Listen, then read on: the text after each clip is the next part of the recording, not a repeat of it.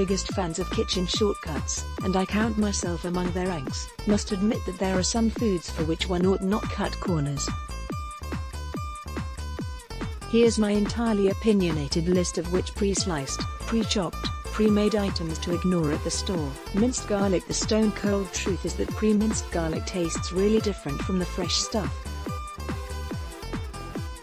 Often it's much more pungent. 2. Garlic's signature flavor comes from a compound called allicin, which forms when its cells are ruptured, i.e., cut. That flavor tends to build right up until the moment you use your garlic.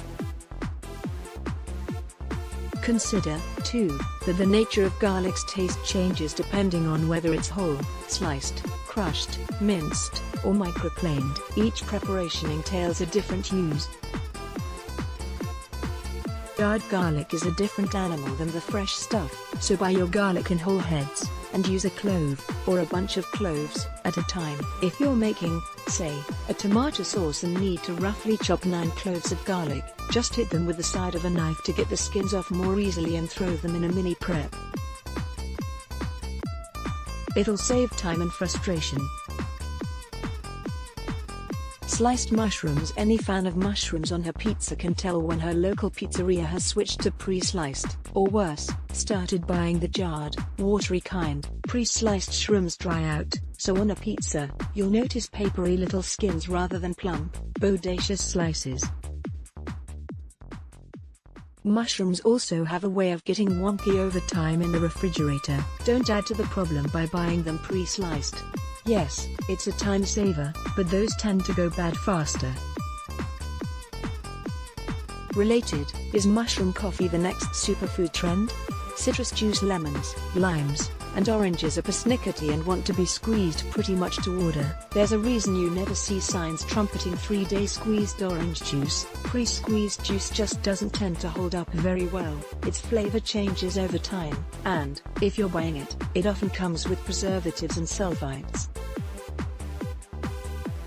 If you must go in that direction, check the label, otherwise, buy an inexpensive citrus reamer. Granola. Unlike yogurt, granola is a food I absolutely think is worth making on your own. You can cook it on a baking sheet, control the amount of sugar and salt you add. I like this recipe, which incorporates olive oil, and make enough at one go to top your yogurt for a week or 2.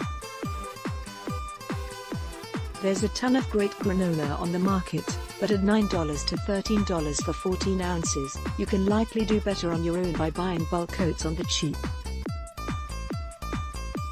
Related, 21 homemade granola recipes that slash sugar chopped kale. Every time I buy pre-chopped kale I am full of regrets. Most companies chop their kale haphazardly. Unlike lettuce, you really can't do anything with those heavy ribs left over from the rough chop. You end up de-ribbing each piece of kale, generally hating your life, and wishing you'd simply run your fingers down each leaf to remove the green stuff. If you've never tried this, pinch the stem end of the leaf hard between your fingers, then use the first 3 fingers of your other hand to create a pincher shape. Folding the kale leaf in half, run the pincher down the length of the leaf like you're pulling a sword from its sheath, removing green from both sides of the rib as you go. After some practice, you should end up with rib-free greens. Salad dressing. Okay, there's some great salad dressing on the market, I know. I tend to prefer the stuff I make at home, usually haphazardly, adding a 2-to-1 ratio of olive oil and red wine vinegar to the tablespoon of mustard left at the bottom of the mustard bottle. I add salt and pepper and maybe minced shallot, and shake the bejesus out of it. Or I'll blitz up a green goddess dressing, and use that in marinades, too. If you've got 5 minutes, you can generally make your own dressing.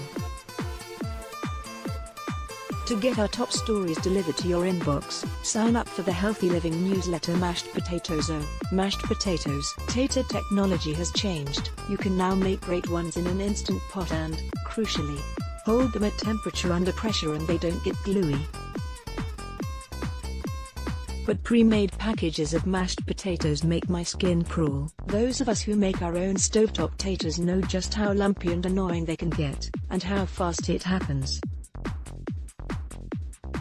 Yes, there are tricks to revive them, like whisking in hot milk, and you can always make potato pancakes out of leftovers. But I would not recommend buying pre-mashed potatoes, there's just too slim a chance that they'll be great. Why mess with one of the best foods there is?